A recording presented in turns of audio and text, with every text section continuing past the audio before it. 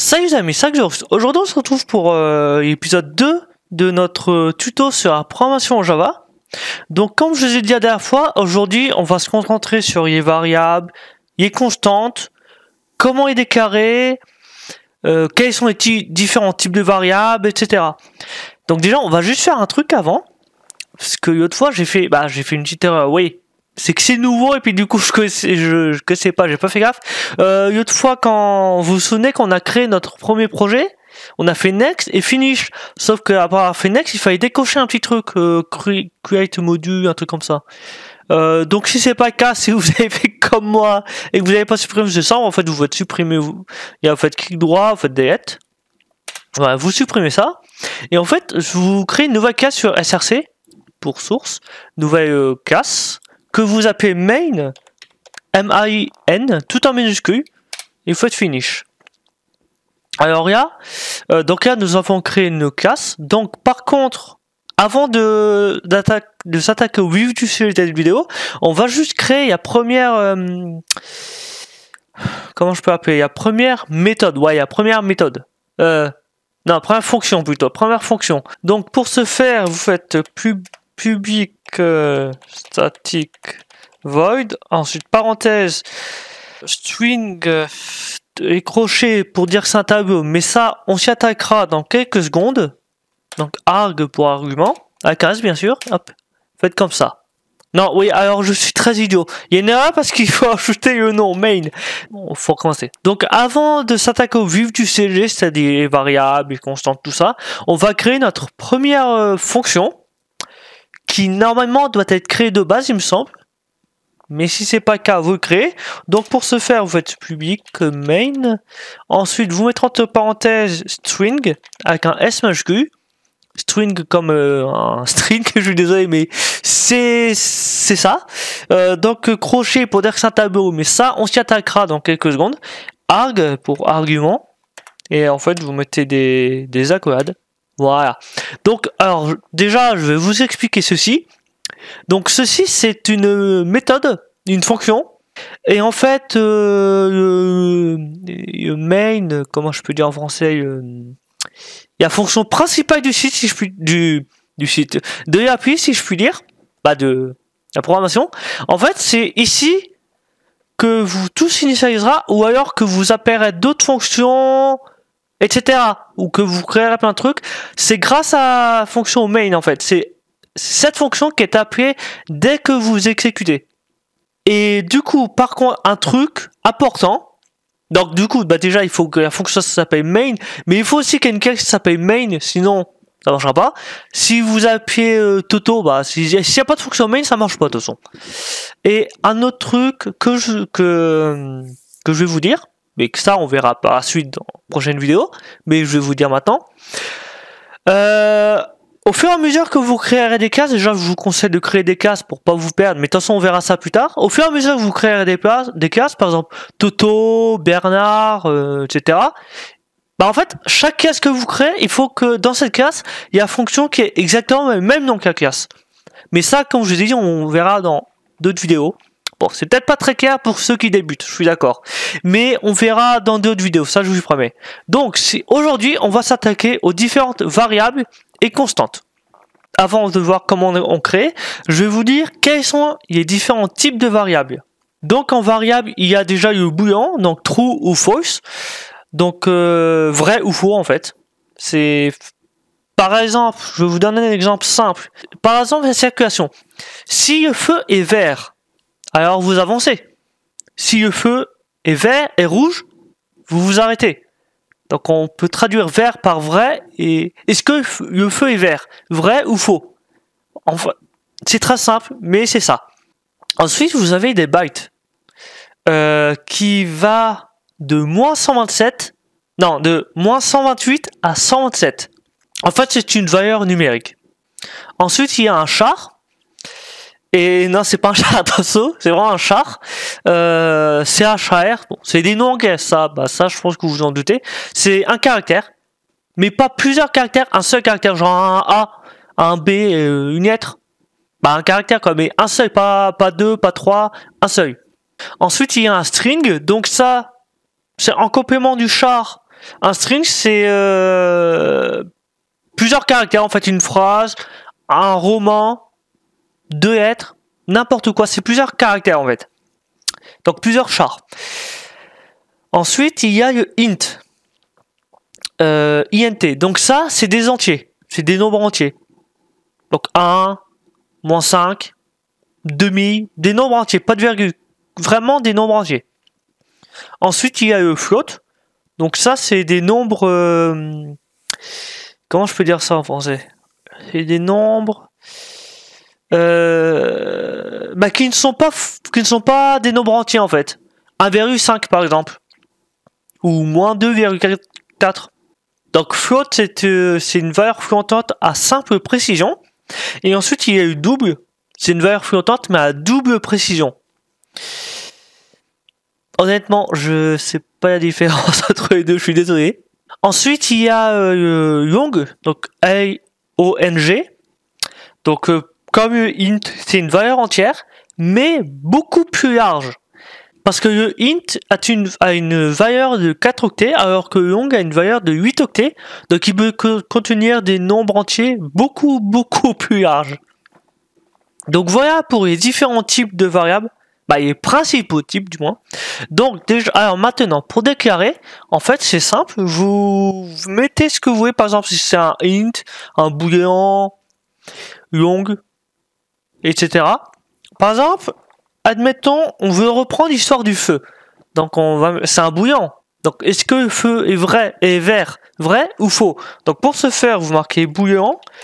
Vous mettez feu par exemple. En fait, en premier vous mettez le type de variable. Ensuite vous mettez le nom de votre variable. Et ensuite vous mettez égal. Et là vous initialisez. Donc vous lui donnez une valeur en fait. Donc true par exemple. True. Voilà. Ou alors, si c'est faux, vous mettez false. Donc, il y a un avertissement, mais je crois que c'est parce qu'on n'a pas utilisé. C'est normal, il n'y a pas de code en fait. Donc, c'est très simple. Donc, ensuite, par exemple, vous pouvez initialiser un int, donc un entier. Vous mettez int, je sais pas, voiture. Ouais. Par exemple, le nombre de voitures, vous mettez 512. C'est bien 512. Par contre, il faut, un truc que je ne vous ai pas dit, il faut toujours terminer votre ligne par un point virgule. Un point virgule, sauf dans certains cas où c'est une accolade. Sinon, c'est toujours un point virgule. Donc, attendez, déjà, je vous ai dit une connerie. Ceci, alors ici, il est variable. C'est pas une connerie. Il est variable, vous pouvez déclarer dans votre fonction. Mais vous pouvez déclarer en dehors de votre fonction, juste en dessous, là, en fait. Au tout départ de votre classe. Puisque, par exemple, si vous avez plusieurs fonctions, donc, dans le futur, ce sera le cas, on fera plusieurs fonctions. Ces variables seront pour toutes ces fonctions. Mais l'inconvénient, c'est que ces variables, par exemple la variable feu, vous ne pourrez pas utiliser dans une autre classe. Pourquoi? Pour la simple et bonne raison que comme vous l'avez créé ainsi, on peut dire privée. Donc pour la rendre publique et pouvoir utiliser dans d'autres classes, c'est simple, vous ajoutez public en fait. Vous ajoutez public devant. Aussi simple que ça. Et puis là, pour utiliser dans d'autres classes. Donc ensuite, il est constante aussi. Donc, une chose que je vous ai pas dit, mais ça, c'est pas de la programmation, je sais même pas finir la phrase, mais en fait, il est variable, comme son nom l'indique, ça varie, donc les valeurs peuvent changer. Alors que les constantes, la valeur est fixe, elle ne peut pas changer. Que ce soit un caractère, un nombre, n'importe, la valeur ne changera pas. Donc, comment déclarer une variable? Eh ben, c'est très simple. Donc, vous mettez, déjà, si vous voulez que ce soit public ou non, comme on a vu précédemment, vous mettez public. Par exemple, dans notre cas, on va créer une variable publique. Donc, pour ce faire, on va mettre statique. Donc, pour dire que c'est statique et que ça ne bouge pas. On va mettre final. Pour une valeur finale, et vous mettez le type, par exemple, un char, un caractère, on va mettre, voilà. Et là, vous mettez le nom de la variable, donc Peugeot, ouais, le nombre de Peugeot qui est passé. Alors, par contre, un truc que je vous ai pas dit, pour les constantes, il faut que le nom, il faut. C'est pas une obligation, mais c'est la norme.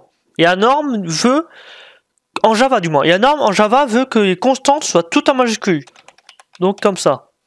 Ouais, Peugeot, ben, n'importe. Donc ensuite vous mettez, ouais, d'accord, vous mettez la valeur 0. Il y a le 0 Peugeot qui sont passés à ce feu. Donc là, comme je dis, les constantes, il y a un norme veut que pour les constantes ce soit en majuscule, alors que pour les variables, il y a première lettre est en minuscule. Bah, tout en minuscule, sauf les premières lettres des autres mots. Mais pas les premiers. Alors je m'explique. Par exemple, si vous avez une phrase dans une variable, dans un nom de variable, je vous conseille pas ça.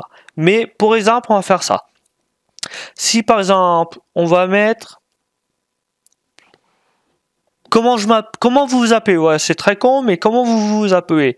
Donc vous mettez comment sans espace. Comment vous appelez. Voilà. Donc voilà, en fait, le premier mot est tout en minuscule et le mot suivant, il y a première lettre est en minuscule. En majuscule. Et par contre, ouais, sans espace. Bien sûr, vous mettez pas d'espace. Que ce soit dans les variables ou dans les constantes, pas d'espace. Ensuite, il y a l'incrémentation. Bah, ou pas forcément incrémentation, mais comment je puis dire? Il y a, j'ai pas de mots si pour les anti-incrémentation. Et genre, par exemple, vous voulez ajouter une valeur à votre variable de base. Par exemple, voiture. Il y a valeur est de 512. Et imagine, il y a 3 voitures qui passent à ce feu. Alors pourquoi un feu, ça je sais pas. Mais il y a 3 voitures qui passent à ce feu. Alors, il y a une nouvelle valeur, ce sera 515. Mais vous ne mettez pas voiture et... Déjà, vous ne déclarez pas de nouveau. Vous ne remettez pas int voiture. Elle est déjà déclarée une fois, vous la redéclarez pas une nouvelle fois. Mais vous ne mettez pas voiture égale 515. Ce que vous faites, bah vous pouvez bien sûr. Mais sinon, vous pouvez faire voiture plus égale 3. Et bien sûr, notre point virgule. Donc là, ça sera 515.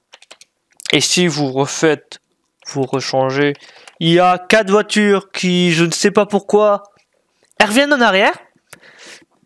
Par plus grand des hasards, vous mettez moins égale 4. Et notre fameux point virgule. Donc voilà. Donc là, notre valeur, ce sera de 511. Mais sans avoir redéclaré, sans avoir remis la valeur finale. Bon, je suis désolé, c'est peut-être pas très clair. Donc, ouais, on a vu les principales variables et constantes. Bon, bien sûr, il en existe d'autres qu'on verra peut-être au fur et à mesure plus tard. Mais en tout cas, on a fait les principales.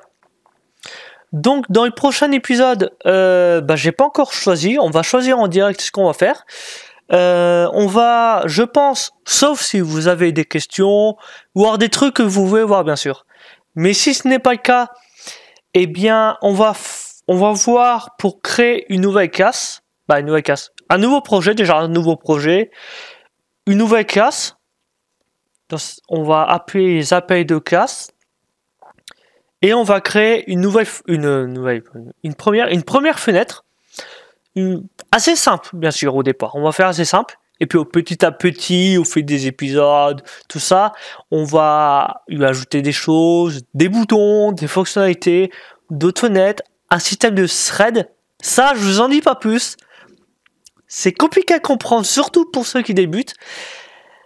Bon, déjà, je suis désolé si je vous ai déjà perdu, mais franchement, comme je vous l'ai déjà dit, et je vous le redirai encore, n'hésitez pas, n'hésitez pas à m'arrêter, mais du coup, vous pouvez pas trop. Mais franchement, n'hésitez pas à me poser des questions. N'ayez pas honte à dire que vous n'avez pas compris tel point, tel point. Il n'y a pas de honte à avoir. Vous pouvez très bien ne pas comprendre certaines choses. Il n'y a pas de honte. Donc franchement, n'hésitez pas à poser vos questions, que je puisse vous répondre, qu'on puisse revoir certaines choses ensemble, que je puisse vous réexpliquer. Tout ça, franchement, n'hésitez pas. Il n'y a aucune honte à avoir. Donc en tout cas, j'espère que vous avez aimé et que vous avez tout compris aujourd'hui. J'essaie d'être le plus simple possible. Donc n'hésitez pas à partager. Et on se retrouve pour une prochaine. Salut!